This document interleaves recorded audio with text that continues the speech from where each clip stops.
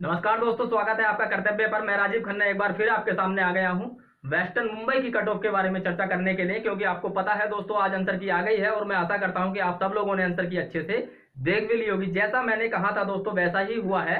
बाकी रिजल्ट बताएगा और कितनी सच्चाई रह गई है, क्योंकि दोस्तों आपको पता है जो 85 बता रहा था, 90 बता रहा था, 95 बता रहा था, उस छात्र के कितने नंबर आ रहे हैं ये आज दूध का दूध पानी का पानी हो गया है।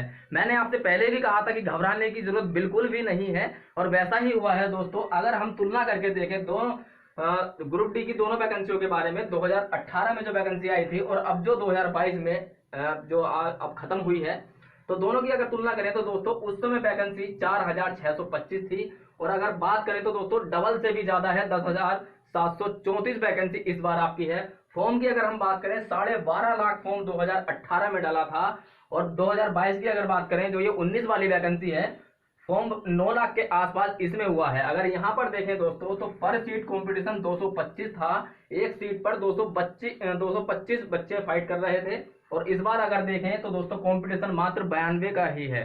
पर सीट कंपटीशन, एक सीट पर कितने बच्चे फाइट करते हैं, तो 92 इस बार कर रहे हैं। तो दोस्तों जमीन आसमान का अंतर है दोनों रेलवे की भर्तियों में, 2018 वाली में और 2022 वाली में। अब दोस्तों बात करें कट ऑफ की, तो उस समय जनरल की कट ऑफ 68 थी, ओबीसी की 63 थी, ईडब्ल्यूएस होता नहीं था, एससी की 58 थी, एसटी की 53 थी। इसी को अगर आधार बनाया जाए, क्योंकि आपने देखा होगा कुछ यूट्यूबर 2018 के वैकेंसी को आधार मान करके अब जो 2022 की कट ऑफ है उसको ज्यादा बता रहे थे और आप सब लोग देख रहे थे। अगर आपके कम मार्क्स आ भी रहे थे तो भी आप घबरा रहे थे। लेकिन अगर देखा जाए दोस्तों, आप यहां तुलना कर सकते हैं वैकेंसी से और दोस्तों फॉर्म से।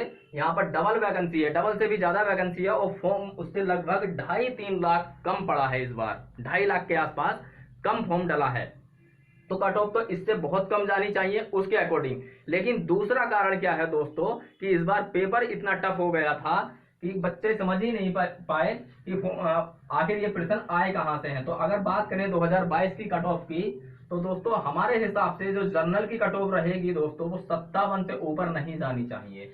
ये मैक्सिमम नंबर है, इससे कम जा सकती है 1-2 अंक, लेकिन इससे अधिक नहीं जाएगी। बात करें अगर दोस्तों जनरल की 57 और बात करें यहां पर ओबीसी की, तो ओबीसी दोस्तों मात्र आप देख लेना 55 के आसपास ही जाएगी। क्योंकि दोस्तों आपको पता है इस बार मतलब अब कुछ दिनों से, कुछ वर्षों से हमने देखा है जनरल और ओबीसी में ज्यादा अंतर नहीं होता है, लेकिन फिर भी हम 2 अंकों का अंतर मान लेते हैं। बात करें दोस्तों ईडब्ल्यूएस की, जो कि दोस्तों आर्थिक आधार पर जिनको आरक्षण मिलता है, अगर ईडब्ल्यूएस की बात कर लें तो दोस्तों 2 नंबर आप यहां पर कम कर सकते हैं। और बात करें दोस्तों आप एससी की, तो एसटी में आप देखना 48 से ऊपर नहीं जानी चाहिए किसी भी कीमत पर। और एसटी की अगर बात करें दोस्तों, अगर आपके 45 अंक भी बन रहे हैं तो आप अपने आप को सेफ मान सकते हैं। आप कल से ही पीटी की तैयारी के लिए तैयार हो जाइए, किसी की भी बातों में मत आइए। उसके रीजन क्या है, रीजन और सुन लीजिए 1 मिनट। दोस्तों जनरल की 58 थी, इस बार 57 क्यों बता रहा हूं, क्योंकि दोस्तों आपको पता है नॉर्मलाइजेशन के नाम पर 10-10, 15-15 अंक बांटे गए थे। अगर वो वाला हिसाब भी देखा जाए तो 68 में से 10 अगर आप कर देंगे तो भी 58 बैठ रहा है ना। फिर दूसरी बात, अगर वैकेंसियों से तुलना करें तो इस बार उससे भी कम जानी चाहिए, लेकिन मैं फिर भी अधिकतम 57 बता रहा हूं। जबकि 10-10, 15-15, 20-20, 30-30 नंबर तक नॉर्मलाइजेशन के मिले थे।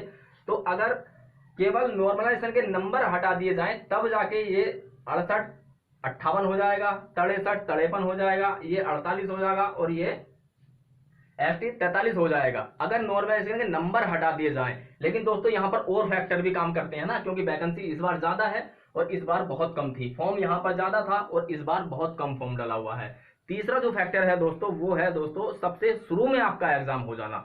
आपको पता है फेज 1 में आपका एग्जाम हुआ, पता ही नहीं था कि एग्जाम कहां से आएगा।